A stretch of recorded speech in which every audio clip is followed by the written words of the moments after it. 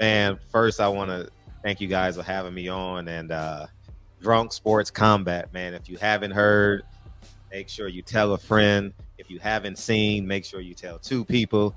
Drunk Sports, man, the hottest new podcast on YouTube, man. And thank you guys again for having me also.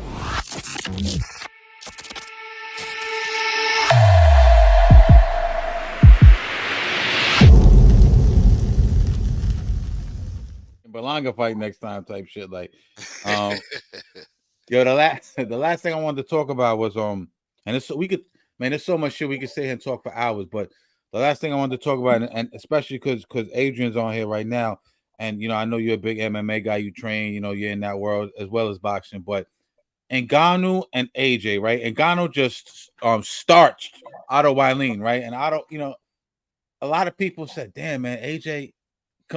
Compiled with Wilder looking so bad on that card, it made AJ stock rise even crazier, right?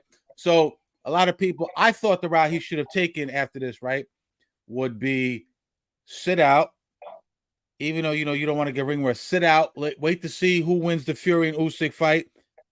I think it's going to be Fury, and then take the Fury fight, do it in Wembley, 80,000, a big pay-per-view, everybody gets paid for the heavyweight supremacy of the world. He didn't go that way. Right now, Eddie Hearn and moved him towards Ngannou, right? Ngannou, the big fight against Fury. I think Fury slept on him. He dropped Fury. A lot of people think Ngannou win. I look back, I think Fury edged him out. It was embarrassing though for us boxing fans to let an MMA guy who's never stepped in a professional ring on a big stage like that and give Fury that work. But AJ now signed for the Ngannou fight. There are people who think it's a great fight. They think it's, brings more eyes on boxing. And then there's people like me who think, damn, man, Ngannou jumped the fucking line. There's other guys who deserve that shot. I know it's a business, right? But, hey, what do you think about that? I mean, with Ngannou, shout out to the homie. One, his power's there. Mm-hmm. Two, you got a master strategist with you. Mm-hmm. You got the homie from Shootbox, Rafael Cordero, and then you also got Mike Tyson right there with you. So it's not that Ngannou with Tyson had to do anything extremely smart. He just had to be patient. And that's how he fought the whole fight and cocked the right hand. So Mike taught him right. Against AJ, it's going to be a lot more difficult. Even though Tyson has a better boxing pedigree than AJ, in my opinion, AJ has some hood tendencies that if you fight and you don't want to get hit with, and he's going to get hit. Like if you hit AJ, he's coming to mix it up with a combination back at you. The question will be if Ngannou has the chin for that, and we didn't see Tyson land like combinations and flux on him. We seen him and try to get out of there because he was so scared to get hit.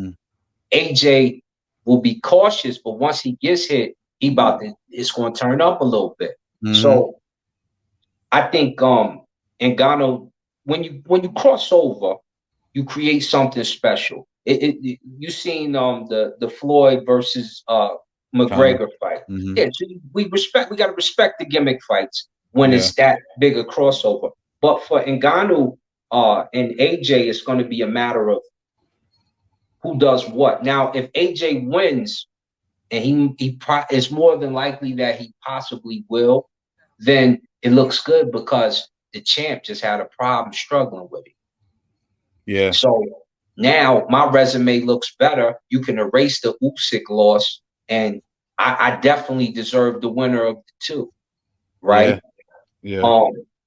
When it comes to, and I'll end here, when it comes to the Ngannou thing, if you lose to AJ, it's a good loss because you basically beat Tyson Fury in the eyes of most, and you lost to AJ, and you might even beat AJ, right? So if you beat AJ, how even better if Usyk, you know what I'm saying? Yeah. And I think Ngannou's a lot better. He's definitely better than I thought he was. I'm not even gonna lie. Like he looked like he boxed. Yeah, he looked like he's been in there for a while.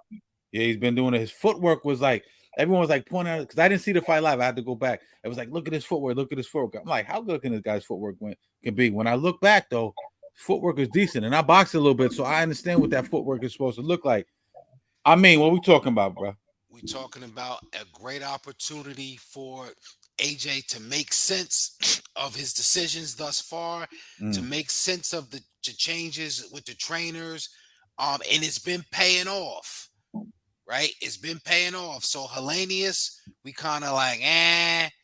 Then against Wallin, we like, okay, yeah, right. It looks good. So the Ngannou fight, that's what the heavyweights do, right? And if we don't have, it's like, never mind Ngannou is filling a void for a certain heavyweight fighter that don't look like his heart is in it anymore.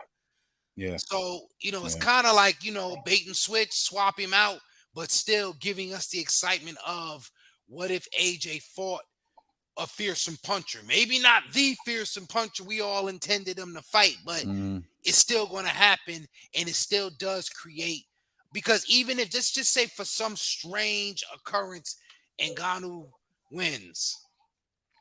Well, now we got to see Ngannou Fury rematch, right? Or we got to see Ngannou Usyk, or whatever happens with, it's so much that could happen at the heavyweight division, and all it takes is one punch. So as long as you guys still in there that's still throwing a leather like that, it's always going to make for a good mix. So you swap one guy out, you put in Ngannou, we got it cracking. So I'm here for it. I don't got anything against it. I'm a fan of box. I like power punches, knockout shit, all of that, but I'm a fan of boxing. So I'm always going to lean towards AJ. But Ngannou, all it takes is 4 pounds of pressure. So, I'm sure he can detonate on that motherfucker real quick.